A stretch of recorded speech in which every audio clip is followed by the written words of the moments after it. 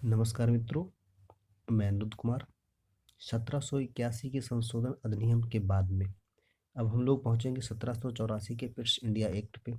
यानी कि 1773 के बाद में 1784 का जो पिट्स इंडिया एक्ट था, उसमें क्या क्या प्रावधान किए थे ब्रिटिश सरकार ने कंपनी को चलाने के लिए, उनके बारे में हम लोग जानेंगे।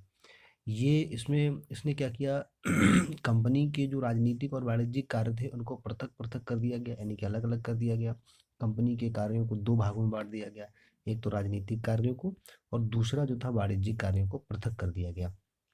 इसने निदेशक मंडल को कंपनी के व्यापारिक मामलों के अधीक्षण की अनुमति तो दे दी, लेकिन राजनीतिक मामलों के जो विषय थे प्रबंधन के लिए एक नियंत्रण बोर्ड की स्थापना की, और वो निदेशक मंडल से लेकर के नियंत्रण बोर्ड को स्थापित कर दिए गए।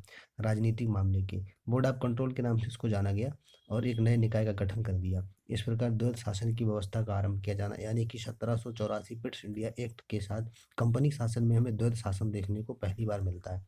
इसी के साथ में इसने प्रावधान में किया, नियंत्रण बोर्ड को यह शक्ति दी कि वह ब्रिटिश नियंत्रित भारत में सभी न्यायिक, सैन्य, सरकार व राजस्व गतिविधियों का अधीक्षण एवं नियंत्रण करे। यानी कि जो नियंत्रण बोर्ड बनाया गया, यानी बोर्ड ऑफ कंट्रोल जो बनाया गया, उसको शक्ति प्रदान की गई कि जो ब्रिटिश नियंत्रित भारत है उसके जो भी न्यायिक, सैन्य और सामाजिक और जो नागरिक जितने भी अधिकार हैं, राजस्व से संबंधित जो भी गतिविधियां हैं, उन पर नजर रखे और उनको नियंत्रित रखे, अपने बस में रखे और उसको कार्य करे।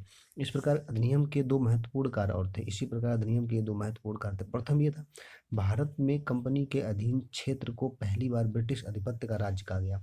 यानी कि जो है पहली बार भारत में जो कंपनी शासित क्षेत्र था, जो भारत में कंपनी का अधीन क्षेत्र था, भारतीय भू क्षेत्र, उसको ब्रिटिश शासित यानी ब्रिटेन शासित यानी ब्रिटिश आधिपत्य का क्षेत्र कहा गया। दूसरी बात इसमें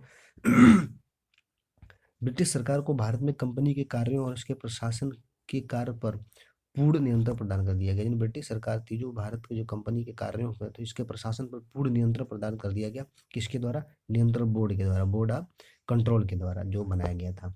तो ये इतना छोटा सा नियम था, इसमें बहुत ज़्यादा विशेष प्रावधान थे नहीं।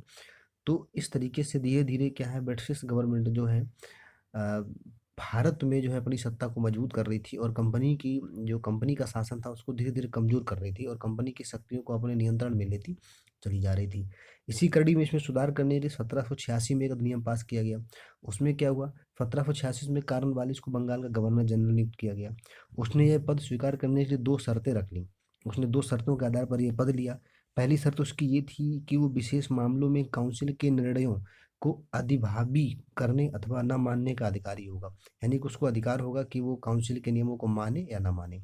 दूसरी चीज क्या था, उसे सेना अथवा पति सेनापति अथवा कमांडर इन चीफ का पद भी दिया जाए। यानी कि उसने जो सेनाएं होंगी, जो कंपनी के अंतर्गत काम करने वाली जो सेनाएं थी, जो ब्रिटिश राज्य क्षेत्र में जो सेनाएं काम करती थी, उसने कहा कि हमें उनका कमांडर इन चीफ बनाया जाए, तो ही हम इसको पद को स्वीकार करेंगे।